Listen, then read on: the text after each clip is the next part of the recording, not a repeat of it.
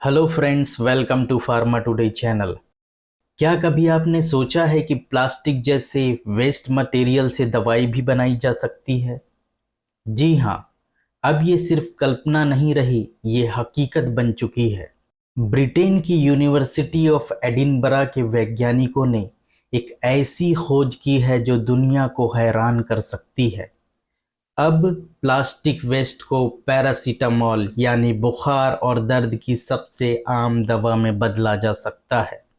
इस रिसर्च को लीड कर रहे प्रोफेसर स्टीफन वॉलेस, उनकी टीम ने प्लास्टिक, खासतौर पर पीईटी, जो फूड पैकेजिंग और बोतलों में इस्तेमाल होती है, उसे छोटे मॉलिक्यूल्स में तोड़ा। फिर उन मॉलिक्यूल्स को डाला गया बैक्टीरिया कोलाई में। और अब आया विज्ञान का कमाल। एक पुरानी रासायनिक प्रक्रिया जिसे कहते हैं लॉसन रीअरेंजमेंट, पहली बार बैक्टीरिया के अंदर यानी जिंदा कोशिकाओं में हुई। यह प्रक्रिया पहले सिर्फ लैब में टेस्ट ट्यूब में होती थी, लेकिन अब ये जीवित सिस्टम में संभव हो पाई है, और वो भी नेचुरल फास्फेट आयन की मदद से।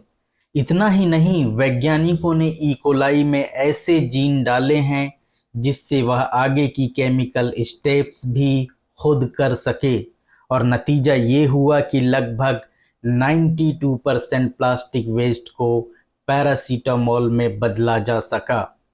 अगर आपको इसको और डिटेल में समझना है तो nature.com की वेबसाइट पर विजिट कर सकते हैं, जिसका लिंक मैं डिस्क्रिप्शन में दे दूंगा।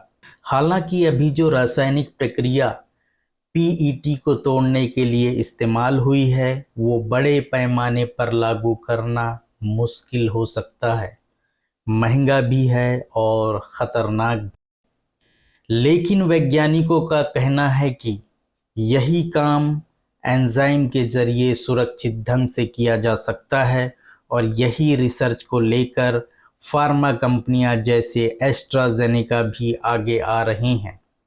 प्लास्टिक, जो आज हमारे पर्यावरण की सबसे बड़ी समस्या है, वही अगर कल दुनिया की सबसे ज़रूरी दवाओं में बदल जाए तो क्या ये विज्ञान की सबसे खूबसूरत कहानी नहीं होगी?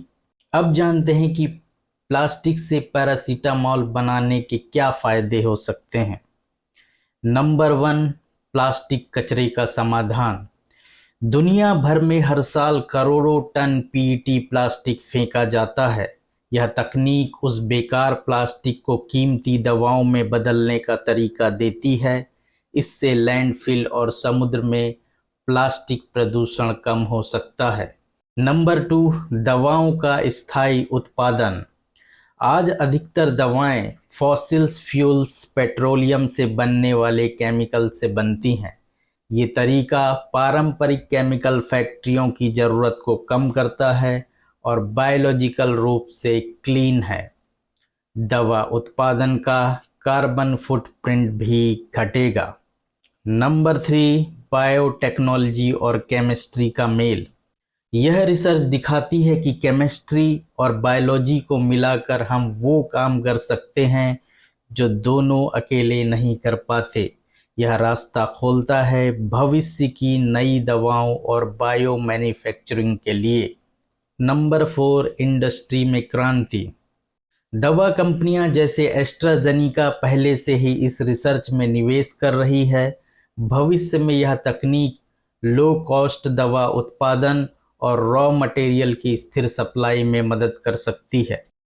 5वां है इकोनॉमी और एनवायरनमेंट दोनों को फ़ायदा।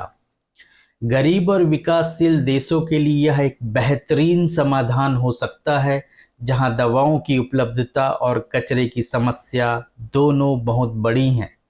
इससे बीन इकोनॉमी और सर्कुलर इकोनॉमी को बढ़ावा मिलेगा। तो दोस्तों, ये थी हमारी आज की वीडियो। अगर आपको ये वीडियो पसंद आया तो लाइक ज़रूर करें, सब्सक्राइब करें और कमेंट में बताएं, क्या आप मानते हैं कि विज्ञान वाकई दुनिया बदल सकता है? वीडियो को पूरा देखने के लिए आपका बहुत बहुत धन्यवाद।